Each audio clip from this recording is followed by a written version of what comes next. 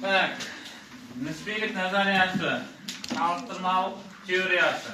Endi bu bo'yicha netsem bor, dastlabki tushunliklar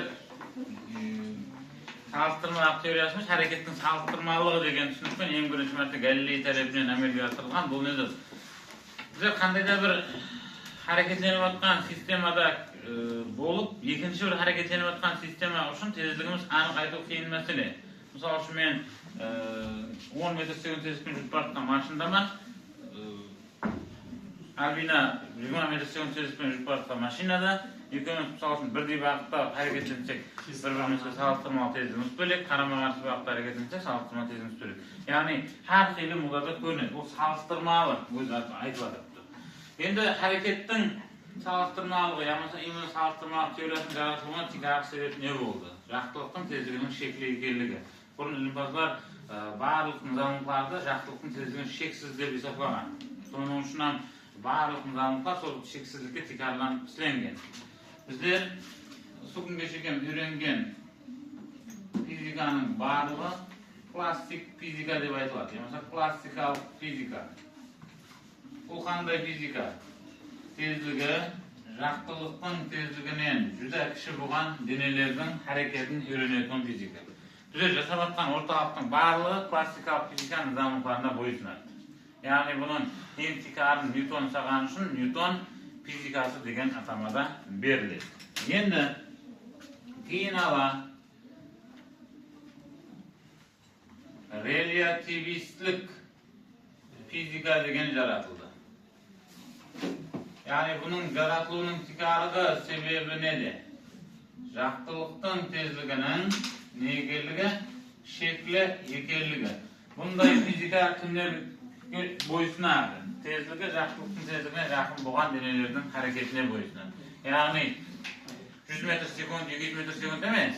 Bunda уже 3 ko'paytirgan 10.8 şerbesine yaqin. Yani 2 ko'paytirgan 10.8, 2 4 ko'paytirgan 10.8, 1 8 ko'paytirgan 10.8 sekundlar, kilometr sekundlarda ketib kerak.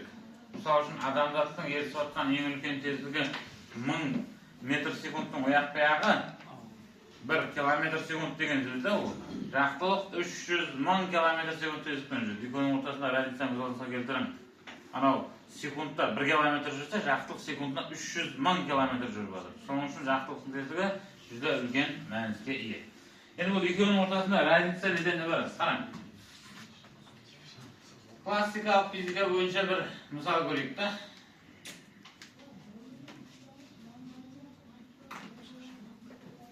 Mana bir dena v1 degan tezlik bilan harakatlanmoqda, ya'ni bir avtomobil tezligi v1, unga qarama-qarshi vaqtda ikkinchi avtomobil harakatlanmoqda, tezligi v2. Endi ikkovining bir-birini solishtirgandagi tezligi qanday deb turadi? Bir-birini solishtirganda boyagi mexanikanın başında o'zgargan. Sonra salqtirmalik degan v1 plus v2. Ya'ni ixlos 20 metr sekund tezlikda menga kelibdi, men ixlosga qaray 30 metr sekund tezlikda boraman. Ixlos uchun men necha ming ketganini ko'rinaman. Ya, 50.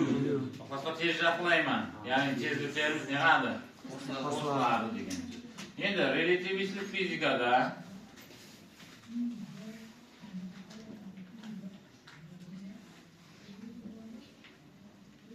жаңа екі автомобиль, мысалы үшін Ильяс келтірген машинасының парын жақты. Енді бұл жолдан не тарқалады? Жақтылық қандай тезлікпенен? С деген тезлікпенен. Менің машинамның парын жақтым. Демек жақтылық тарқалама? Неменен? С деген тезлікпенен. Енді сол екі жақтылықтың бір-біріне салыстырғанда тезлігі қандай болу керек? С плюс С. Не bo'lacak? 2S. Ешқашан 2S degan tezlik bo'lmaydi. Sen o'ta shart qo'ydiramiz, tamam. Tabiatdagi eng ulkan tezlik ne? Yaxtiliqning vaqtidagi tezligi S. Undan ulkan tezlik yo'q, ham bo'luvda mumkin emas. Unda mana klassikal fizikadagi tezliklar qo'shib formulasi relativistik fizika uchun o'rinli emas ekan. Unda biz ne qilamiz? Arnavli formuladan foydalanamiz. Salqtirmalik tezlik topish uchun v1 plus minus v2 bo'lingan 1 plus minus v1 көбейтілген v2 бөлінген s-ның квадраты. Мынау тезлігі жақтылықтың тезлігіне жақын болған денелердің салыстырмалы тезлігін арқылы көрінеміз. Қашан плюстен пайдаланамыз? Бір-біріне қарама-қарсы бағытта әрекеттеніп жатқан болса. Қашан минус болады? Екеуі бір бағытта әрекеттеніп жатқан болса. Егер дене жақтылықтың тезлігімен қозғалатұғын болса, мысалы үшін әзір кесапада көріс фотон деп айтылады. Фотон постоянно с-мен жүреді. С деген тезлікпен жүретін дененің қалеген денеге салыстырғанда тезлігі с. Бағана айтты ғой, с-дан үлкен сан болуы мүмкін емес. Яғни ешкім фотонға салыстырмалы тезлікті айта алмаймыз. Соның фотонның салыстырмалы тезлігі әмме дене үшін с деп есептана береді. Енді бұл формулалардың жақтылықтың тезлігінің шекілі екенін жаратылуы деген нені береді? Салыстырмалық теориясының тикарғы өзгешеліктері бар. Егер дене жақтылықтың тезлігіне жақын тезліктермен қозғалатын болса, дененің ұзынлығы өзгереді деп ойлаймыз. Демек, ұзынлық хақында гәп етеміз. Өз алдымызға келтірейік, бізде бір ұзын рычаг бар. Ұзынлығы L0 егер ол қандай да бір тезлікпенен қозғалатұғын болса, әрекет davamında бұның ұзынлығы қысқарады. Кішкентайлау болып көрінеді. Яғни ұзынлығы қандай болады десе? L тең L0 көбейтілген 1 минус v-ның квадраты бөлінген s-ның квадраты. Мен тауып береткен біздерге әрекет davamınдағы ұзынлықты. Енді L0 не зат? Тыныштылықтағы ұзынлық.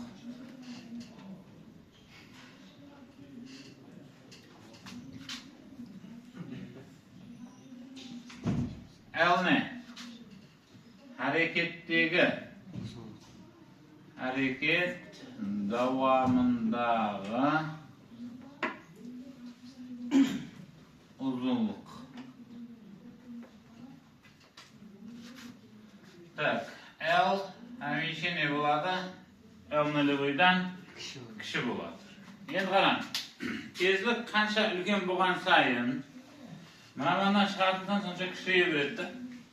Мынаман қанша кішірейсе, демек L-ам сонша не бара береді деген сөз, кішірейіп бара береді. Егер біздер жақтылықтың тезлігімен жүрсек не болады? Яғни мына бұның орнына с-ны қойын.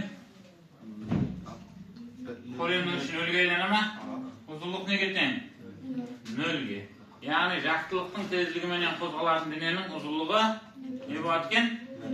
Нөл болады деген сөз. Мысалы үшін маркершілердің алдыңыздан жақтылықтың тезлігіне тең деген тезліктің қозғалып өтіп кетті. Нөлге жақын мысалы. Мына ұзынлығы неше? С-мен жүріп жатыпты. Ұзынлығы не? Нөл. Ұзынлығы нөл деген сөз мына маркер кішірейіп жоқ болып кетпейді. Маркер өзінің ұзынлығын сақлайды. Бірақ сілерге нөл болып көрінеді. Мысалы үшін мен ракетам бар. Ұзынлығы 10 метр. Сілерде жаңа жақтылықтың тезлігіне жақын тезліктермен қозғалсам, ол ұзынлығы сілерге 6 метр болып көрінді. Сонда мен ракетам 6 метр болып қалды ма? Яғни мен ракетам 10 метр, просто 6 метр көресті. Яғни ол салыстырмалы ұзынлық сырттағы бақылаушы үшін айтылады. Ракетаның ішіндегі адам үшін есе өзгермейді. Түсінесіз ба? Неде бар ғой? Ұрышкүні аңдайды деп мен қанша тез істесем, ол саған неға береді? Кішірейіп көрінеді. Ұрышқы кішірейіп өтті ба? Маркер кішірейді ма? Мен просто қанша тез істесем не бола береді? Кішірейіп көріне береді. Ол көріну, тек сілерге көрінеді. Ол мен үшін бағанағы маркер мағанағы ұзынлығын сақлап қала береді. Түсінесіз ма? Біз салыстырмалы затты айтып жатырмыз. Так, кесекесін майданы. Кесекесін майданы. Ол қайыр? Ол мына маркер сілердің көз алдыңыздан қандай да бір тезлікпенен әрекетленіп жатқан болса, әрекет бағытында мына ұзынлық өзгереді да, мына тариф өзгермейді. Түсінесіз ба? Мына тариф кесекесін майдан деген мына аяғы да. Ол ешқашан өзгеріске ұшырамайды. Соның үшін майдан S-тен неге деп жазамыз? S-нөлі қойған. Яғни мынаның ар жақтағы майданы өзгермейді. Бірақ мына туры меншік, төрт меншік формасында болса, мынау қысқарса, мына сілерге қарап тұрған тарифтің майданы не болуы мүмкін? Өзгеріске ұшырауы мүмкін. Аз оларға есеп көреміз. Көлем. Хажым. Так. Бұны лебойға қараң. Тыныштылықтағы көлем. Onu табу үшін S нөлевойды көбейтеміз неге? L нөлевойға. S нөлевой не зат? Тыныштықтағы майдан, L нөлевой тыныштықтағы ұзылығы. Енді харекеттегі көлемді көреміз. Оның үшін S-ті көбейтемен L-ға. S нөлевой L дегеніміз. L нөлевой көбейтілген бір алынған бұның квадраты бөлінген сының квадраты. S нөлевойды L нөлевойға көбейтсек не болады? Демек, bu нөлевой көбейтілген бір минус бұның квадраты бөлінген сының квадраты. Демек, харекет дауамындағы дененің көлемі қандай өзгереткен? Көбейе ма, азая ма? Мына санға көбейтіліп отқан бұлар азаяды мұқтан. Мына сан постоянно бірден кіші мәністі қабыл етеді. Масса қандай өзгереді? Масса артады бірақ. M тең M нөлевой бөлінген 1 минус бұның квадраты бөлінген сының квадраты. Неге артады? Көлем бөлшектің астында. Демек, біз қалеген санды бірден кішкентай санға бөлсек, постоянно өзінен үлкен сан шығады деген сөз. Так, тығызлық. Өзбекшеде не еді? Зішлік. Қараң. Тыныштылықтағы тығызлықты табу үшін тыныштылықтағы массаны тыныштылықтағы көлемге бөлемін. Харекеттегі тығызлықты табу үшін харекет давамындағы массаны харекет давамындағы көлемге бөлемін. Сонда M нөлевой бөлінген 1 минус бұның квадраты бөлінген сының квадраты бөлінген V нөлевой көбейтілген 1 минус бұның квадраты бөлінген сының квадраты. Не істедім? Массаның орнына, көлемнің орнына мәнісін апап қойдым бұған. Енді, ро тең. M нөлевойды, U нөлевойға бөлсең не болады? Ро нөлевой. Бөлінген. Мұнау төменгенен көлемнің қасына түседі. Көлемнің құт көреміз ба? 1 минус бұның квадраты бөлінген сының квадраты. Нені тауып береді өздерге? Тығызлықты. Үтібар бердің, тығызлықтың формуласында корен жоқ. Басқа әмбеде корен бар. Именно тығызлықта не болмайды екен? Корен қатынаспайды. Так, уақыт. Тең, нөлевой көбейтілген, бір алынған бұл квадрат бөлінген сының квадраты. Енді ұсымадан андай зат бар. Нөлевой. Жердегі уақыт. Жерде өткен уақыт.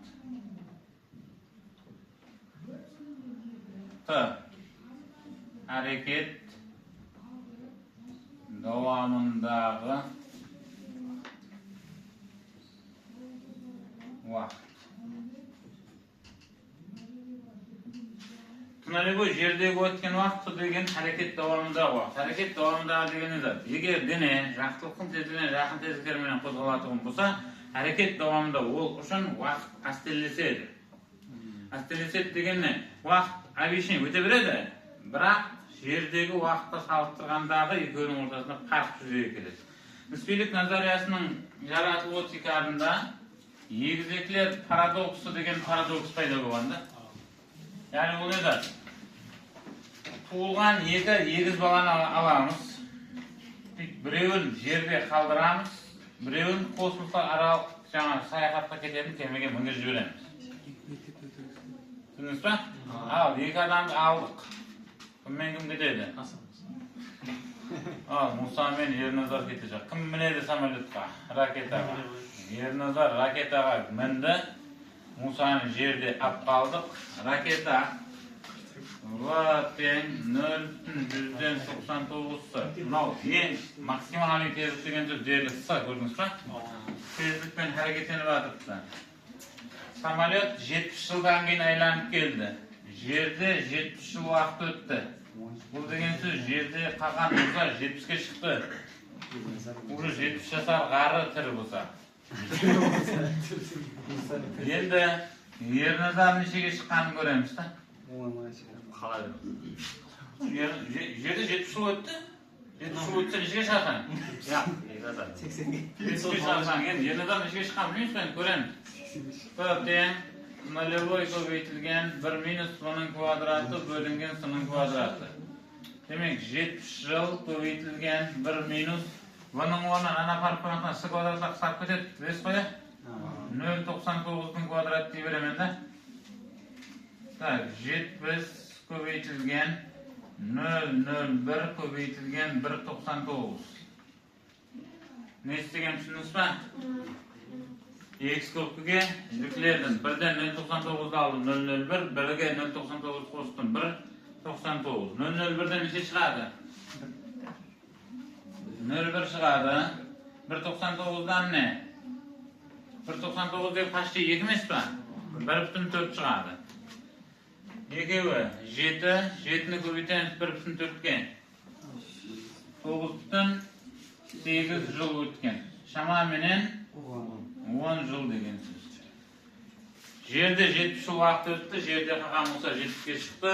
Ана космостық аралық саяхатқа ұшып келіп қайтып келген ерназар 10-ға шықты.